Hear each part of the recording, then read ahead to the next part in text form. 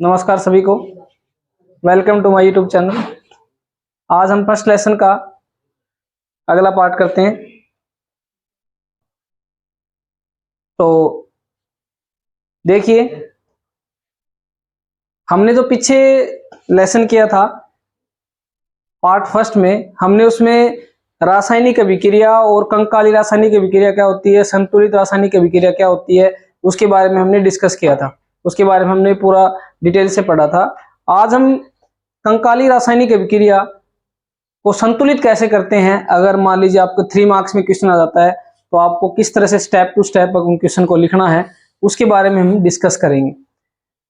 देखिए, सबसे पहले हम पहले भी डिस्कस कर चुके हैं। आज का टॉपिक का नाम है कंकाली अभिक्रिया को संतुलित कैसे करें। तो हमने पहले भी पढ़ा है कंकाली अभिक्रिया का दूसरा मतलब हम कह सकते हैं असंतुलित अभिक्रिया। हमने पढ़ा था पिछले वीडियो में भी, मैंने पूरा बताया था कि कंकाली अभिक्रिया वह अभिक्रिया होती है जिसमें अभिकारक में तत्वों की संख्या और उत्पाद में तत्वों की संख्या क्या नहीं होती है, समान नहीं होती है। इसलिए हमें उसको क्या करना पड़ता है, हमने ये भी पढ़ा था, संतुलित करना पड़ता है। संतुलित क्यों करना पड़ता है? ताकि वो द्रव्यमान के संरक्षण के नियम का पालन कर सके। इसके बारे में हमने डिस्कस पढ़ा था, पूरा कंप्लीट पढ़ा था। तो अब हम पढ़ते हैं कैसे स्टेप टू स्टेप आप इसको बैलेंस करेंगे, संतुलित करेंगे अभिक्रिया को। संतुलित का मतलब ये है कि लेफ्ट हैंड साइड के अंदर right hand side, left hand side मतलब अभिकारक और उत्पाद में तत्वों की संख्या या परमाणुओं की संख्या क्या होनी चाहिए, बराबर होनी चाहिए। मतलब जैसे आयरन 2 है अभिकारक में, तो उत्पाद में भी कितने होने चाहिए, 2 होने चाहिए। इस तरह से अगर हम ऐसी कोई अभिक्रिया हम कर देते हैं तो वह अभिक्रिया क्या कहलाती है, संतुलित। तो कैसे करेंगे? तो सबसे पहले देखिए, एग्जाम में आपको कई बार वर्डिंग में अभिक्रिया मिल जाती है, ठीक है। तो सबसे पहले आप उनको सूत्र को लिखेंगे। पहला चरण क्या रहेगा, या फिर सीधी अभिक्रिया मिल गई, मान लो इसको संतुलित कीजिए। तो सबसे पहला काम क्या करना, आपको कुछ नहीं करना, प्रत्येक सूत्र के चारों बक्सा लगा दिए। स्टेप नंबर 1 है, बिल्कुल आसान है। चारों तरफ आपने बक्सा लगा दिया। Fe प्लस, इसको हम बैलेंस कर रहे हैं, और Fe3O4 प्लस H2 ये आपको दी हुई अभिक्रिया है और इसको आपको बैलेंस करना है, ठीक है। तो अब देखिए, अब हम इसका सेकंड स्टेप में क्या करेंगे, हम ये देखेंगे, हम यहाँ पर तत्वों का नाम लिखेंगे जो जो तत्व इस अभिक्रिया में है। कौन से हैं? Fe, आयरन, हाइड्रोजन और ऑक्सीजन। इसके अलावा कोई तत्व नहीं है ना, दोनों तरफ यही है। तो इनके अभिकारक उत्पादों में इनकी परमाणु की संख्या लिखेंगे, अभिकारक में कितने हैं ये और उत्पाद में कितने हैं ये। तो हम यहाँ पे लिखेंगे, लेफ्ट हैंड साइड का मतलब ये हो गया अभिकारक, और राइट हैंड साइड मतलब संख्या मतलब उत्पाद में। मैंने दोनों लिखा अभिकारक। देखिए, लेफ्ट हैंड साइड में आयरन कितना है, 1, तो यहाँ पर 1 हो गया, ठीक है। हाइड्रोजन कितने हैं, 2, ऑक्सीजन कितने हैं, 1, ठीक है। उसके बाद में राइट हैंड साइड में परमाणु की संख्या कितनी, देखिए आयरन कितने हैं, 3, ऑक्सीजन कितने हैं, 2, और हाइड्रोजन कितने हैं, 4। इसके सामने हमने लिख दिया। इसका मतलब देखिए, ये अभिक्रिया बैलेंस नहीं है, संतुलित नहीं है, क्योंकि देख लो, संतुलित सिर्फ वो हाइड्रोजन ही संतुलित है, इसमें आयरन 1, और इसका मतलब ये संतुलित अभिक्रिया नहीं है। यहाँ पर उत्पाद में आयरन 3 दिए हुए हैं, ठीक है। तो हमने दूसरा चरण पूरा कर लिया, ठीक है। दूसरे, अब हम इनको क्या करेंगे, दोनों और परमाणुओं की संख्या बराबर करेंगे।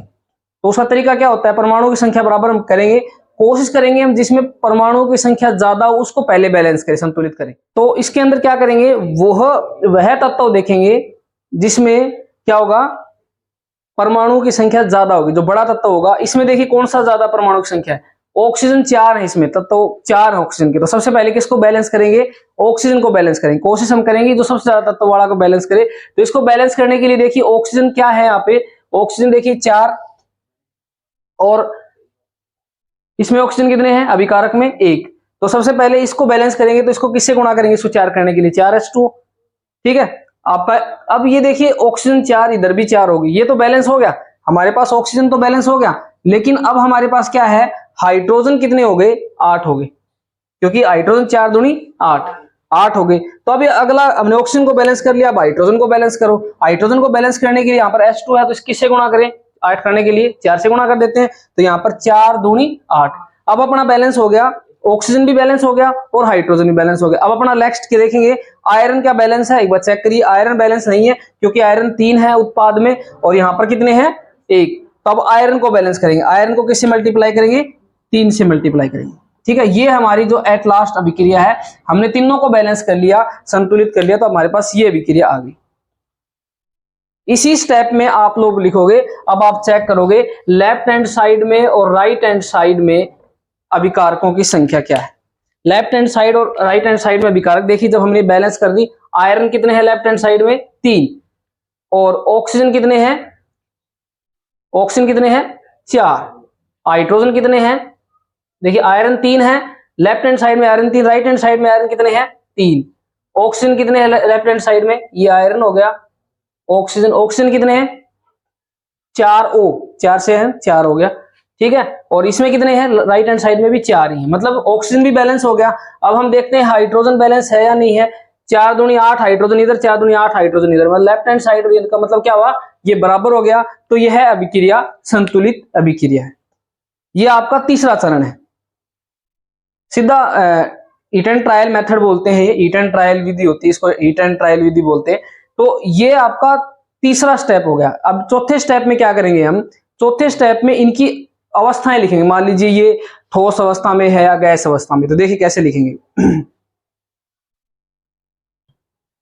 देखिए अगला चरण है, अगले चरण में क्या है, हम 3 चरण पढ़ चुके, मतलब अभिक्रिया को हम संतुलित तो कर चुके, लेकिन उसमें हमने उसकी अवस्थाएं नहीं लिखी। तो उसमें हम क्या करेंगे, अभिकारक व उत्पादकों की अवस्थाएं लिखेंगे।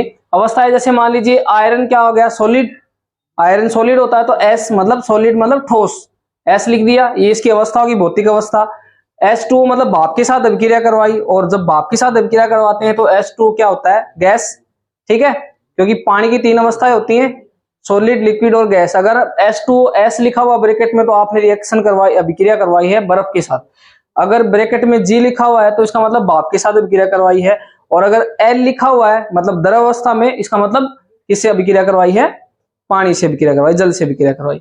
तो आपके पास ये बच गया इसका ऑक्साइड मतलब सॉलिड, और हाइड्रोजन क्या होगी, गैस। तो हमने इसकी भौतिक अवस्थाएं लिख दी।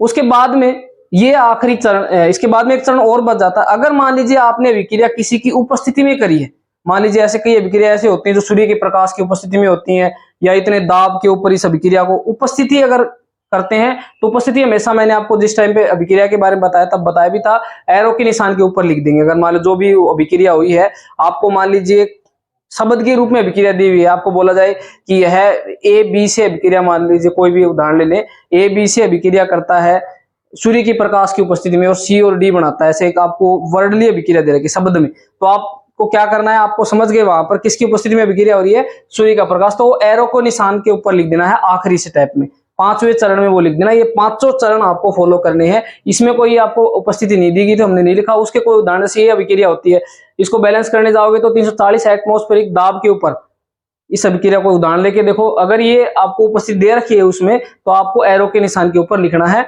और उसके बाद में उसको बैलेंस करना। बैलेंस हम तीनों 5 स्टेप से कर चुके हैं। तो मैं एक बार दोबारा से रिपीट कर देता हूं, सब कोई भी अभिक्रिया आप बैलेंस कर रहे हो तो पहला स्टेप क्या रहेगा, फर्स्ट स्टेप में आपको सिर्फ एक ही काम करना है, बॉक्सिंग कर दो, बॉक्स लगा दो उनके ऊपर, ठीक है। सेकंड स्टेप में आपको क्या करना है, आप अभिकारक, एक साइड में अभिकारक लिख लो, अभिकारक में तत्वों की संख्या जो आपको तत्व दे रखे हैं वो लिख लो, उत्पाद में तत्वों की संख्या, उनकी कितनी संख्या है वो लिख लो।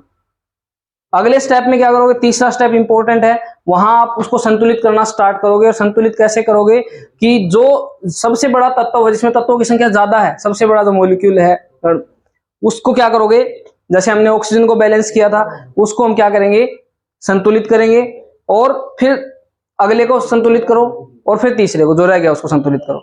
जैसे ही विक्रिया संतुलित होती है अगले चरण में आ जाओ, आपको पता चल जाएगा। आपको संतुलित तीसरे चरण में आपको, आप देखो लेफ्ट हैंड साइड में और राइट हैंड साइड में, मतलब अभिकारक में और उत्पाद में किसकी संख्या, अभिकारक में तत्वों की संख्या और उत्पाद में तत्वों की संख्या जैसे ही बराबर होगी, समझ लो अभिक्रिया तो संतुलित होगी। लेकिन उसके बाद में अगला स्टेप, अभी रिएक्शन पूरा नहीं हुई है, आपको उसके बाद में क्या करना है, उनकी भौतिक अवस्था लिखनी, जैसे आयरन हो गया, सॉलिड, ये मैंने बता दिया। और उसके बाद में अगर आपको कोई किसी वो अभिक्रिया किसी परिस्थिति में हुई है, किसी की उपस्थिति में हुई है, तो उस उपस्थिति को हमेशा एरो के निशान के ऊपर दिखाया जाता है। इस प्रकार से हम कंकाली अभिक्रिया को संतुलित करेंगे। और आपकी बुक में, आपके एनसीईआरटी की बुक में बहुत सारी अभिक्रिया दे रखी हैं, आप प्रैक्टिस करके इन अभिक्रियाओं को संतुलित कर सकते हैं। अगर एग्जाम में 3 नंबर का क्वेश्चन आता है, ये पेपर में 3 मार्क्स का आता है, तो आप ऐसे स्टेप टू स्टेप करेंगे। अगर मान लीजिए 1 मार्क्स में आता है तो आप इसको सीधा भी बैलेंस कर सकते हैं जैसे हम करते हैं। तो इस तरह से अभिक्रिया को बैलेंस करते हैं। अगला जो टॉपिक होगा अपना, वो टॉपिक होगा कि रासायनिक अभिक्रियाओं के प्रकार, जहां से क्वेश्चन एग्जाम में बहुत बार पूछा जाता है कि रासायनिक अभिक्रियाओं के कितने प्रकार होते हैं, कितने प्रकार के होते हैं, उनके उदाहरण दीजिए। वो हम डिस्कस करेंगे। अभी तक हमने जो डिस्कस किया है वो डिस्कस किया है संतुलित रासायनिक अभिक्रिया क्या होती है, रासायनिक अभिक्रिया कितने प्रकार की होती है, संतुलित रासायनिक अभिक्रिया, कंकाली रासायनिक अभिक्रिया, अगर कोई अभिक्रिया संतुलित नहीं है तो उसको संतुलित कैसे करते हैं, चरणों में कैसे करते हैं, इसके बारे में हमने डिटेल से स्टडी किया।